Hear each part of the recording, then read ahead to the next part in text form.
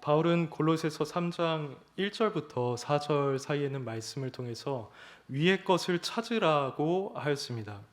그리고 이와 관련해서 골로새 교인들이 그리스도 안에서 다시 살리심을 받은 존재라는 것, 그리고 그리스도가 그들의 생명이라는 것, 그리고 그 생명은 지금은 감추어져 있지만 예수 그리스도께서 이 세상에 다시 올 때 그 영광과 아름다움이 온전하게 드러날 것이라는 점을 말했습니다.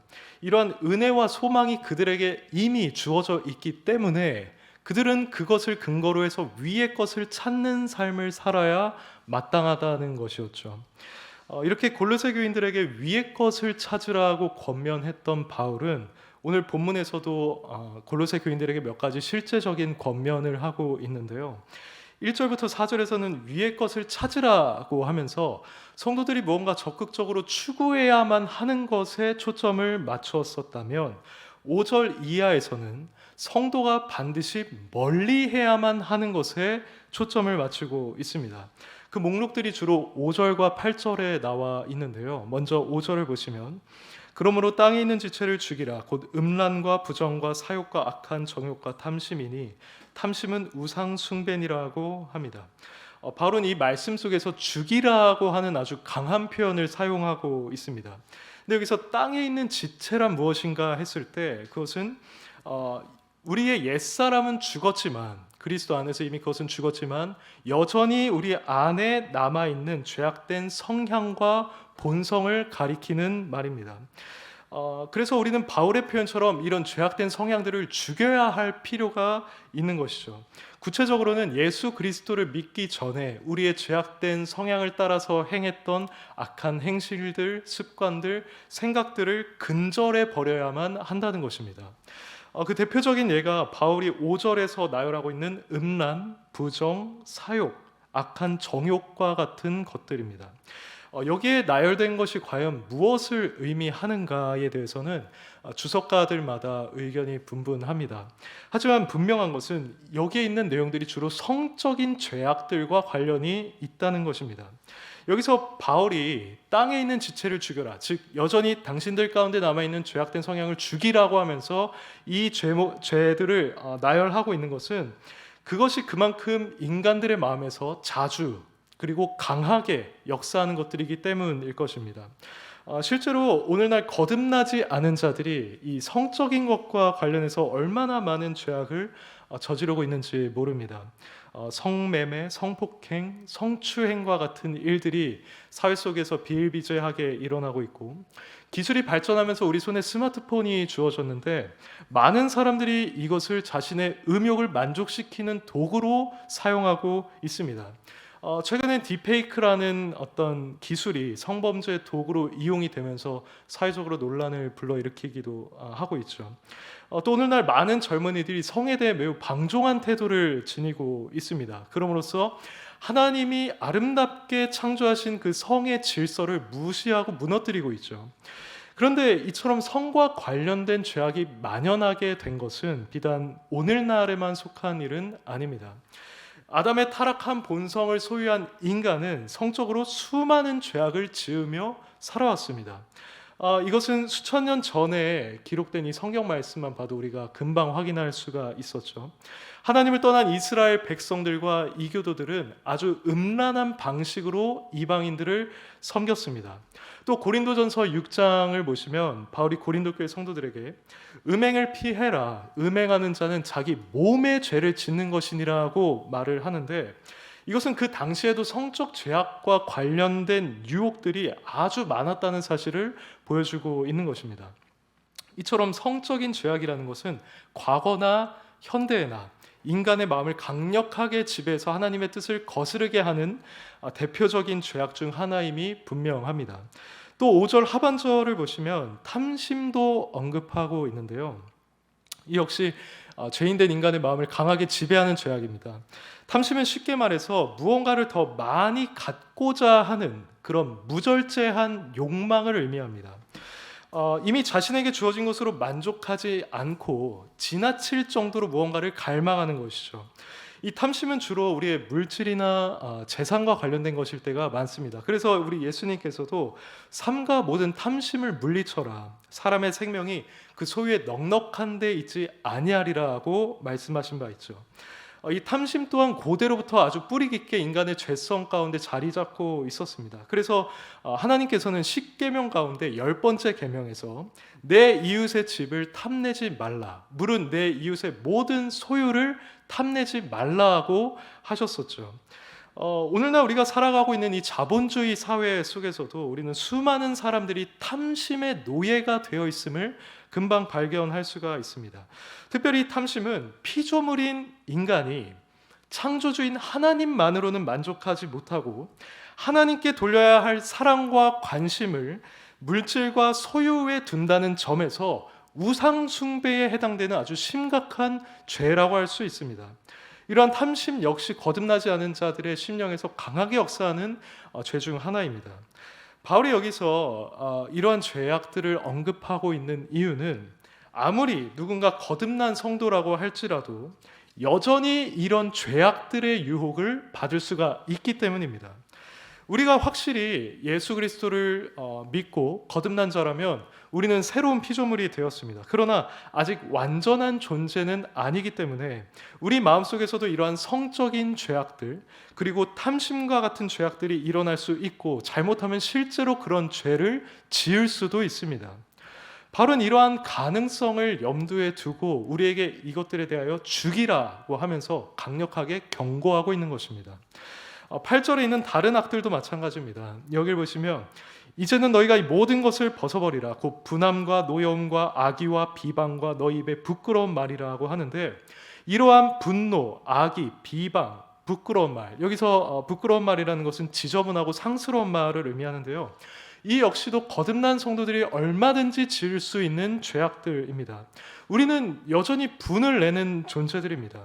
우리가 만약 부당한 일을 당하고 또 무시를 당하거나 억울한 일을 당했을 때, 또는 내가 생각하던 것이 있고 기대하던 바가 있는데 그것이 아주 좌절되었을 때 분을 내지 않을 수 있다는 것을 우리 스스로도 결코 장담할 수가 없습니다. 또 여기서 악의 그리고 비방에 대해서도 말을 하는데, 우리가 일상을 살아가면서 다른 사람에 대해 좋지 않은 마음을 품을 때가 얼마나 많이 있습니까? 그리고 또 다른 사람을 판단하고 비판할 때가 얼마나 많이 있습니까? 물론 여러 그리스도인들이 자신의 신앙 양심 때문에 이런 비판과 비난을 직접적으로는 잘 하지 않습니다. 그러나 그들은 여전히 은근히 간접적으로 돌려서라도 다른 사람을 판단하고 비난하는 경우가 많이 있죠. 이 외에도 우리는 농담을 한다고 하면서 종종 세상적이고 덕스럽지 않은 말을 하거나 거짓말을 하게 되는 경우들이 종종 있습니다. 그래서 정리하자면 바울이 5절과 이 8절에서 언급한 여러 죄악들은 우리가 지을 가능성이 있고 종종 짓기도 하는 그런 죄악들인 것입니다. 우리가 이 세상에서 육신을 갖고 살아가고 있는 한 우리는 여전히 이 죄를 지을 위험 가운데 노출되어 있다는 것이죠. 그런데 이 지점에서 우리는 이 죄악들이 얼마나 두려운 것인지를 알아야만 하고, 왜 우리가 이 바울의 말처럼 이것들을 근절해야 하고 완전히 죽여야만 하는지를 알아야 합니다. 6절을 보시면 바울은 이것들로 말미암아 하나님의 진노가 임하느니라고 합니다. 이 말은 곧 하나님께서 그 죄악들에 대해서 진노하고 계시며 그 죄들을 지속하는 자들은 하나님의 무시무시한 심판을 받을 것이라는 점을 말해주고 있습니다. 다시 말해서 바울이 말한 성적인 이런 죄악들, 탐심들, 그리고 조금 더 확대해서 우리가 이웃들에 대해서 품는 분노, 노여움, 악의, 비방, 부끄러운 말과 같은 것들이 하나님의 진노를 일으키고 그 죄악들은 한 영혼을 지옥으로 끌고 가는 그런 치명적인 결과를 초래할 수 있다는 것입니다.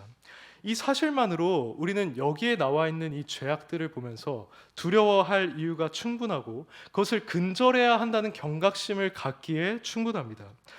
물론 우리는 이미 예수 그리스도의 대속으로 인해서 죄사함을 받고 구원받은 자들입니다. 그리고 종종 우리가 실수로 죄를 짓는다 해도 그 죄를 진심으로 회개할 때 하나님의 긍휼과 용서를 받을 수 있는 자들입니다.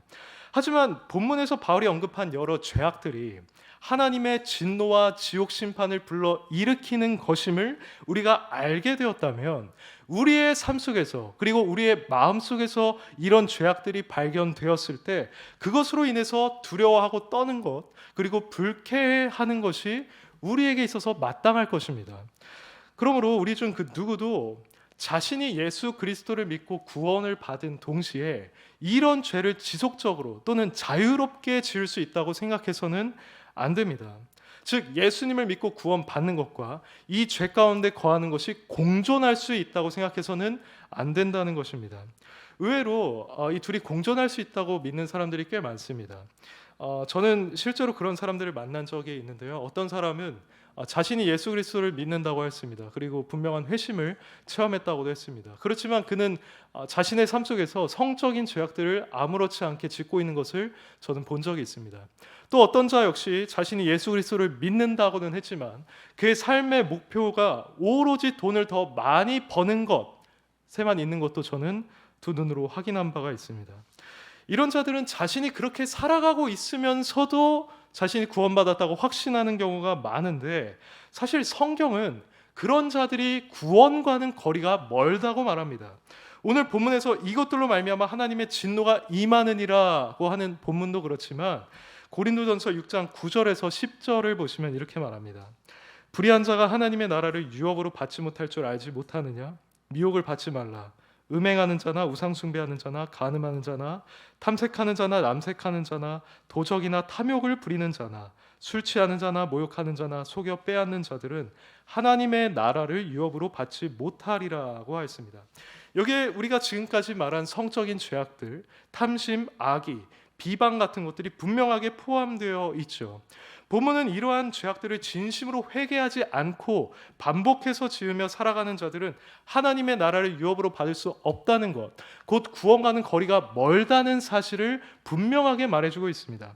또 이와 비슷한 본문인 에베소서 5장 5절에서도 이렇게 말합니다. 너희도 정녕 이것을 알거니와 음행하는 자나 더러운 자, 탐하는 자, 또 우상 숭배자는 다 그리스도와 하나님의 나라에서 기업을 얻지 못하리니 누구든지 헛된 말로 너희를 속이지 못하게 하라. 이로 말미암아 하나님의 진노가 불순종의 아들들에게 임하나니라고 하였습니다. 여기서도 마찬가지로 성적인 죄악과 탐심을 회개하지 않고 지속적으로 마음에 품고 살아가는 자들은 하나님의 나라를 기업으로 받지 못한다고 말해주고 있습니다. 그러므로 이런 죄들을 아무렇지 않게 짓고 있으면서 자신이 구원을 받았다고 생각하는 자들은 스스로를 속이고 있는 것은 아닌지 아주 진지하게 점검해보고 돌이켜야만 할 것입니다. 그런데 방금 읽은 이 에베소서 말씀에서 이어지는 내용을 보면 그 본문에서 바울이 말하는 핵심은 다음과 같습니다. 그것은 곧 예수 그리스도를 믿는 자들은 그 믿음과 믿음으로 말미암은 변화로 인한 그 상태에 합당하게 살아야 한다는 것입니다. 그는 이렇게 말합니다. 그러므로 그들과 함께하는 자가 되지 말라. 너희가 전에는 어둠이더니 이제는 주 안에서 빛이라. 빛의 자녀들처럼 행하라고 말합니다. 여기서 보시다시피 바울은 예수 그리스도를 믿는 자들을 빛으로 여기면서 그 빛의 자녀들처럼 행해라, 그 정체성에 합당하게 살아라고 말합니다. 바울은 이런 방식을 통해서 성도들이 죄를 짓지 않고 선한 일을 하며 살아갈 수 있도록 권면을 하고 있는 것입니다. 우린 이 방식을 기억해야 합니다. 왜냐하면 이 논리가 오늘 본문에서도 동일하게 쓰이고 있기 때문입니다. 그는 5절에서 8절에 이르기까지 여러 죄악들에 대해서 경고한 뒤에 9절 하반절부터 10절 사이에서 이렇게 말합니다. 옛사람과 그 행위를 벗어버리고 새 사람을 입었으니 이는 자기를 창조하신 이의 형상을 따라 지식에까지 새롭게 하심을 입은 자니라고 합니다. 여기서 옛사람과 그 행위를 벗어버리고 새 사람을 입었으니 라고 하는데 여기서 벗어버리고 그리고 입었으니 라고 하는 이 헬라어 말들은 모두 과거형으로 되어 있습니다. 그러니까 예수 그리스도를 믿은 자들은 이미 옛사람을 벗어버렸고 새 사람을 입은 자라는 말인 것입니다. 그러므로 이렇게 새 사람을 입은 자라면 이러한 죄악들을 멀리하고 근절하는 것이 마땅하다는 것이죠. 그렇다면 여기서 성도들은 구체적으로 어떤 방식을 통해 새 사람이 되기에 근본적으로 죄악과 거리가 먼 존재가 될 수 있는 것일까요? 다시 한번 10절을 보시면 이는 자기를 창조하신 이의 형상을 따라 지식에까지 새롭게 하심을 입은 자니라고 말합니다. 여기서 우리는 지식에까지 새롭게 하심을 입었다는 말에 주목할 필요가 있습니다. 이 말은 우리가 예수 그리스도를 믿고 복음을 받아들이면서 새 사람이 될 때 성령의 역사가 그 가운데 수반이 되는데, 그 성령의 역사는 우리의 마음과 의지와 감정에도 영향을 미치지만 우리의 지성에도 영향을 미친다는 사실을 암시하고 있습니다. 실제로 그렇습니다. 우리는 복음을 받아들일 때 성령의 역사로 말미암아서 우리 인생의 참된 진리가 무엇인지를 분명히 깨닫게 됩니다. 지혜와 계시형을 하나님께서 부어주셔서 그 하늘에 속한 비밀이 무엇인지를 알게 된다는 것이죠. 그것은 인간의 지성으로는 결코 깨달을 수 없는 것입니다. 거듭나지 않은 자는 어둠 가운데 있기 때문에 결코 깨닫지 못하는 것이고, 아무리 이 복음에 대한 것을 귀로 들어도 성령의 역사가 없이는 그것을 결코 알 수가 없는 것입니다. 하지만 실제로 예수 그리스도의 복음과 함께 성령의 역사가 일어날 때 하나님께서는 자신의 택함 받은 백성이 그러한 것들을 깨닫게 해주십니다. 그래서 바울은 고린도전서 2장 12절에서 이렇게 말했습니다. 우리가 세상의 영을 받지 아니하고 오직 하나님으로부터 온 영을 받았으니 이는 우리로 하여금 하나님께서 우리에게 은혜로 주신 것들을 알게 하려 하심이라고 하였습니다. 성령의 역사로 인해서 하나님의 은혜를 비로소 깨닫게 된다는 말입니다. 또 사도 요한 역시 비슷한 맥락에서 이렇게 말했습니다. 너희는 거룩하신 자에게서 기름 부음을 받고 모든 것을 아느니라고 하였고, 5장 20절 요한일서 5장 20절에서 또 아는 것은 하나님의 아들이 이르러 우리에게 지각을 주사 우리로 참된 자를 알게 하신 것과라고 하셨습니다.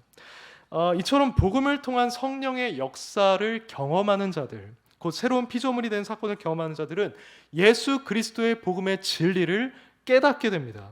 하나님이 살아계시다는 것, 개인이라는 사실뿐만 아니라 2000년 전에 이 세상에 오셨던 예수 그리스도가 바로 하나님의 아들이시고 그분이 우리를 위해 십자가에서 대신 죽으셨고 이제는 그를 믿으면 죄사함을 받고 구원에 이른다는 이 진리를 우리가 분명히 깨닫게 됩니다. 그리고 그것을 마음으로 받아들이게 됨으로써 그는 진정한 회심이라는 것을 경험하게 되는 것입니다. 그런데 이렇게 회심을 한 이후에도 성령의 역사는 계속되어서 우리는 날로 새로워지고 우리의 지식 또한 날로 증대됩니다. 그래서 복음의 진리뿐만 아니라 하나님이 어떠한 분이신지를 더 깊이 알아가게 되고 우리를 향한 하나님의 뜻이 무엇인지, 우리가 어떻게 살아야 하나님을 기쁘시게 할 수 있는지를 더 알아가게 됩니다. 이때 우리가 확실하게 해야만 하는 것은 이렇게 날로 우리가 새롭게 얻게 되는 이 지식은 우리의 머리에만 머물러 있지 않고 우리로 하여금 행동에 옮기게 만든다는 것입니다. 그러니까 이 지식은 단순히 우리가 일반적으로 알고 있는 그런 종류의 지식과는 차원이 다르다는 것이죠. 이것은 우리로 하여금 실천하게 만드는 힘과 은혜를 동반한 그런 종류의 지식이라는 것입니다. 그래서 청교도의 대가로 알려진 존 오웬은 이것과 관련해서 이렇게 말했습니다. 진리는 수동적이 아닌 능동적 속성을 지니기 때문에 이 새로운 빛과 지혜는 진리와 관련된 새로운 영적 감각을 불러일으킨다. 온 마음이 그리스도 안에서 하나님과 교통하며 기꺼운 마음으로 부지런히 은혜 언약에 복종한다. 간단히 말해 복음의 비밀을 아는 지혜로운 사람은 성경의 계시를 통해 그리스도 안에 나타난 하나님의 뜻과 계획과 사랑과 은혜를 이해할 뿐 아니라 성령의 강력한 역사를 통해 기꺼이 하나님께 복종한다. 이 새로운 내적 지혜는 계속해서 의지를 움직여 복음적인 복종을 추구하고 실천하게 만든다라고 하였습니다. 그러니까 우리가 성령의 역사로 말미암아 얻게 된 진리에 대한 이 지식이라는 것은 우리의 마음과 우리의 의지에 영향을 미쳐서 하나님의 뜻에 복종하게 만든다는 것입니다. 이런 점에서 성령으로 말미암아 우리에게 주어진 지식은 일반적인 지식과 차원이 다르다는 것이죠. 이 초자연적인 지식은 우리를 변화시키는 힘이 있습니다. 그 안에는 우리의 의지를 자극하여서 실천하게 만드는 힘과 은혜가 그 안에 이미 내포가 되어 있습니다. 그렇게 우리는 그 진리로 말미암아 변화된 삶을 살아가게 되는데, 여기서 핵심은 지식에까지 새롭게 하심을 입은이라는 이 본문 말씀이 다름 아닌 현재 시제로 되어 있다는 것입니다. 이 현재 시제는 바울이 고린도후서에서 우리의 속사람은 날로 새로워지는도다라고 한 것처럼 성령으로 말미암아 우리에게 주어지는 이 지식이 바로 이 현재도 끊임없이 새로워지고 있다는 것, 그리고 앞으로도 매일 새로워질 것이라는 점을 말해줍니다. 이렇게 성령의 역사로 말미암아서 우리의 지식이 매일매일 새로워지게 되고, 그것이 우리의 삶을 변화시켜서 우리가 점점 예수 그리스도의 형상을 닮아가는 것이 바로 이 본문 10절에서 말씀하고 있는 바입니다.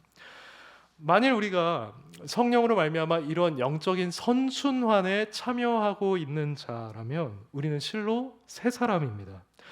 조금 더 정확하게 말씀을 드리자면, 우리는 죄악된 그 본성, 아담으로부터 물려받은 본성을 가진 자들이 아니라 그리스도의 본성을 물려받은 새 인류에 속하는 자입니다. 이 새 인류에 속한 자들은 앞서 말한 역사들이 일어나고 있는 상태이고요, 그 중심에 그리스도를 모시고 있다라는 공통점을 갖고 있습니다. 바로 이런 점에서, 즉 그리스도를 중심에 모시고 있다는 점에서 이들이 그리스도 안에서 하나가 된다고 말을 하는 것이고, 그들 가운데 서로 차별이 있을 수 없다고 말하고 있는 것입니다. 갈라디아서 3장 28절에서 이렇게 말하죠. 유대인이나 헬라인이나 종이나 자유인이나 남자나 여자나 다 그리스도 예수 안에서 하나가 된다고 합니다. 그리고 고린도전서 12장 13절에서는 모두 다 한 성령으로 세례를 받아 한 몸이 되었다고 말합니다. 결정적으로 오늘 보면 11절을 보시면 이 가운데 있는 자들의 인종과 국가나 민족이 어떠하든지, 그리고 그 사람의 사회적인 지위나 문명화된 정도가 어떠하든지 그들 안에는 다 그리스도께서 거하고 계시기 때문에 더 이상 그런 기준, 그러니까 종교적인 기준, 인종적인 기준, 사회적인 기준으로 차별할 수 없다고 말을 합니다. 이것이 바로 예수 그리스도를 믿는 자가 새 본성을 지닌 자로서 이 새 인류에 속한 자라는 사실을 웅변적으로 보여주고 있는 것입니다. 그러므로 이러한 자들은 옛사람, 곧 타락한 그 본성을 따르는 자들과 아주 다른 정체성을 공유할 수밖에 없습니다. 인생의 가치관이 그들과 같을 수가 없고요, 세계관이 그들과 같을 수가 없고요, 무엇보다도 죄에 대한 태도가 그들과 같을 수가 없습니다. 이것이 바로 예수 그리스도를 믿는 우리가 반드시 기억해야만 하는 사실입니다. 만일 여러분도 안에 예수 그리스도를 현재 모시고 있다면 여러분이 죄와 함께 살아간다는 것은 불가능한 일입니다. 그래서 바울은 로마서 6장에서 이렇게 말했죠. 그는 예수님을 믿은 우리가 과연 죄를 지을 수 있겠느냐라는 질문을 스스로에게 던진 이후에 그럴 수 없느니라, 죄에 대하여 죽은 우리가 어찌 그 가운데 더 살리오 라고 했습니다.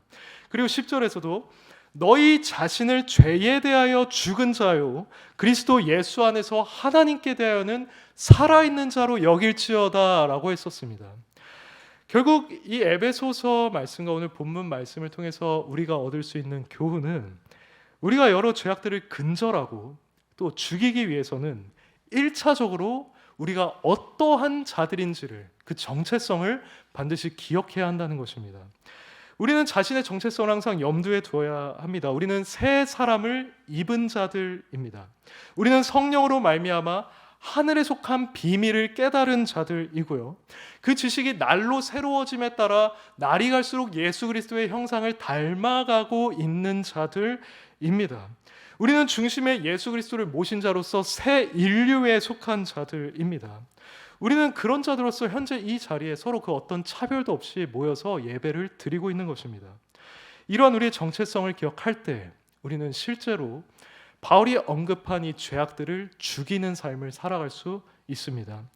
물론 우리가 이런 정체성을 굳이 기억하지 않아도 거듭난 우리의 본성은 죄에 대해 기본적으로 대적하는 성향을 갖고 있기는 합니다. 그래서 우리는 마치 고통이 육신에 가해질 때 그것을 고통스럽게 느끼고 불편하게 느끼는 것처럼, 우리 안에 죄악된 마음이 들어올 때 그것을 고통스럽게 느끼고 불편하게 느끼게 됩니다. 본성적으로 그것을 반대하는 것이죠. 하지만 우리가 이런 본성을 소유했다고 해서 죄를 죽이는 일이 원활하게 이루어질 것이라고, 즉 자동적으로 이루어질 것이라고 생각해서는 안 됩니다. 우리는 자신의 정체성을 기억하고 성령님의 도우심을 구하는 방식을 통해서 이 죄악들과 적극적으로 싸워가야 합니다. 우리 안에 본문에서 말하는 잘못된 성적인 욕망이라든지 탐심이라든지 분노나 악이나 비방이나 이런 마음이 일어날 때마다 우리는 그것과 전쟁을 선포하고 싸우기 시작해야 합니다. 우리 자신 안에 이미 이 죄악을 이겨낼 수 있는 힘이 주어졌음을 믿고 우리 자신은 이미 이 죄에 대해서 죽은 자들인 것을 기억하면서 그렇게 해야만 한다는 겁니다. 그래서 더글라스 무라는 학자가 있습니다. 그는 이 5절에 있는 죽이라는 명령을 이렇게 해석했습니다. 2절의 죽이라는 명령은 우리 안에서 이미 작동하고 있는 그 변화시키는 힘에 반응을 보이고 그것과 협력하라는 요청으로 간주되어야 한다라고 했습니다. 그리고 데이비드 파워라는 자도 있는데 그는 이렇게 해석했습니다. 옛 습성을 죽이라는 요청은 그리스도의 죽음으로 그런 명령을 실현할 수 있게 되었다는 인식과 균형을 이루어야 한다. 이 요청은 이미 획득한 승리를 삶으로 구현하라는 것이다. 이 요청은 이미 죽은 옛사람이 죽게 하라는 의미이다라고 하면서 결국 죽이라는 이 말은 이미 죄의 권세에서 해방되었다는 사실을 인정하며 사는 것을 뜻한다라고 했습니다. 그러므로 우리는 온갖 더러운 죄악들이 우리 마음속에서 일어날 때마다 이러한 방식으로 죄를 억제하고 죽여야만 할 것입니다. 물론 성도님들께서 이미 경험해 보셔서 아시겠지만 이것은 결코 쉬운 일이 아닙니다. 단순히 우리의 힘만으로는 이 죄를 억제하고 이겨낸다는 것이 매우 어렵게 느껴집니다. 그러나 우리가 우리 안에 계신 그리스도를 의지하고 성령님을 의지하고 기도하며 인내하며 나아갈 때 하나님께서는 우리가 결국에는 그 죄에 대해서 승리하게 하십니다. 이 승리를 맛본 자들은 그 이후의 싸움에서 더 능숙해지게 되고 죄에 대해서 승리하는 횟수가 점점 더 늘어나게 됩니다. 그리고 이에 따라서 그의 거룩함에 있어서 한층 진보하게 되죠. 그렇게 우리는 실제로 착함과 의로움과 진실함으로 살아갈 수 있게 되고 빛의 열매, 성령의 열매를 맺는 삶을 살아갈 수가 있게 되는 것입니다. 종종 우리는 그리스도인은 완벽한 존재가 아니야. 그리스도인은 여전히 연약해. 어쩔 수 없이 죄에 패배할 수밖에 없는 존재야 라고 하면서 패배주의에 빠지는 경향이 있습니다. 그러면서 오호라 나는 공고한 사람이로다 라는 그 바울의 말을 이러한 패배주의를 합리화하는 근거 구절로 삼기도 하죠. 하지만 그 바울의 말은 이러한 패배주의를 합리화하는 근거 구절이 아니라 그 상태에서 안주해도 된다는 것을 가르치는 말씀이 아니라 우리는 죄송합니다. 바울이 그러했으니 나의 삶도 그렇게 될 거라고 생각하게 만드는 그러한 구절이 아닙니다. 우리는 죄에 대해서 죽은 자들로서 실제로 이 선한 열매를 맺으며 살아갈 수 있는 자들입니다. 우리는 그리스도의 형상을 실제로 닮아갈 수가 있고 우리 안에 계신 성령님으로 말미암아 성경에서 말하는 성화를 이룰 수 있는 자들입니다. 하나님께서는 바로 그것을 위해서 우리를 부르신 것이고 우리 안에 계신 성령님께서는 그것을 도와주십니다. 그래서 성경은 더 이상 우리를 죄의 종이 아니라 의의 종이라고 표현하고 있는 것이죠. 혹 우리가 패배한다 하여도 우리는 다시 일어나서 죄와 싸워야 합니다. 전신갑주로 무장을 하여서 이 마귀의 공격과 땅에 있는 지체, 우리의 남은 죄악된 성향과 본성과 싸워서 승리하고 그렇게 날로 우리는 새로워져 가야만 합니다. 이런 우리의 모습이 직장과 우리의 가정, 학교, 교회에서 나타나게 될 때 우리는 실제로 성경에서 말하는 빛의 자녀들로서의 삶을 살아갈 수가 있습니다. 우리는 그들 가운데 빛으로 나타나게 될 것입니다. 어둠 속에 있는 자들은 그런 우리를 보면서 무언가 다르다고 느낄 겁니다. 만일 우리가 믿음 없는 자들처럼 이런 성적인 욕망들에 휘둘리고 탐심을 품고 급히 분을 내고 악의를 품고 비방하고 입에서 부끄러운 말들이 쉴 새 없이 나온다면 우리는 결코 그 빛의 자녀로서 나타낼 수가 없을 것입니다. 오히려 사람들은 그리스도인이라고 하면서도 그런 식으로 살아가는 우리의 모습을 보면서 매우 크게 실망할 것이고 그리스도의 몸된 교회와 복음에 대해서 거부하는 그들의 마음을 더욱더 완고하게 만들 것입니다. 실제로 제가 아는 분이 어떤 분에게 전도를 했는데 그분은 자신이 교회에 가지 않겠다고 말했습니다. 그래서 왜 교회에 가지 않으십니까? 라고 하니까 자신이 회사에서 일을 하고 있는데 그리스도인이라 하는 자의 행실과 말이 너무나도 악해서 나는 그것을 보고 교회에 가지 않기로 결심했다는 것이었습니다. 또 저도 최근에 전도를 하면서 어떤 사람에게 전도지를 주면서 예수 그리스도를 믿으라고 했더니 덜컥 화를 내면서 하시는 말씀이 오늘날 교회에서 일어난 일들을 보세요라고 하셨습니다. 그러니까 이처럼 그리스도인들이 이 세상 속에서 빛의 자녀로서 살아가지 못할 때 그것이 미치는 해악, 특별히 이 천하보다 귀한 한 영혼에 미치는 악영향이 얼마나 큰 것인지를 우리는 알아야만 합니다. 그러므로 사랑하는 성도 여러분, 앞으로 주님과 동행하시는 가운데 새 사람을 입은 성도님들의 정체성을 기억하면서 이런 죄악들을 억제하고 죽이며 승리하시기를 바랍니다. 이런 죄악들이 일어날 때마다 그것과 필사적으로 싸우시기를 바랍니다. 베드로는 우리가 이 죄악에 빠져 살아간 삶은 이전만으로도 족하다고 하였습니다. 그리고 그는 이렇게 말했습니다. 너희가 순종하는 자식처럼 전에 알지 못할 때 따르던 너희 사욕을 본받지 말고 오직 너희를 부르신 거룩한 이처럼 너희도 모든 행실에 거룩한 자가 되어라. 기록되었으되 내가 거룩하니 너희도 거룩할지어다 하였느니라고 하였습니다. 우리는 주 예수 그리스도의 이름과 우리 하나님의 성령 안에서 씻음과 거룩함과 의롭다함을 받은 자들입니다. 본문 말씀처럼 우리는 옛사람을 이미 벗어버린 자들이고 새 사람을 입은 자들입니다. 그리고 우리는 성령으로 말미암아 진리를 깨달은 자들이고 그 진리는 날이 갈수록 우리를 변화시켜서 우리는 점점 더 그리스도의 형상을 닮아가고 있는 자들입니다. 우리는 중심에 예수 그리스도를 모심으로써 더 이상 옛 아담의 본성에 속한 자들이 아니라 새로운 본성을 입은 새 인류에 속한 자들입니다.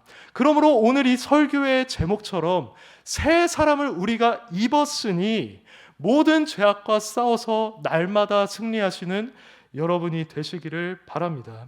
그렇게 살아갈 때 우리는 이 세상에서 빛으로 나타날 것이며 사람들은 그런 우리를 보면서 우리가 아니라 우리를 변화시키신 하나님께 영광을 돌리게 될 것입니다. 이 고귀한 일에 참여하는 저와 여러분이 되기를 간절히 바라겠습니다.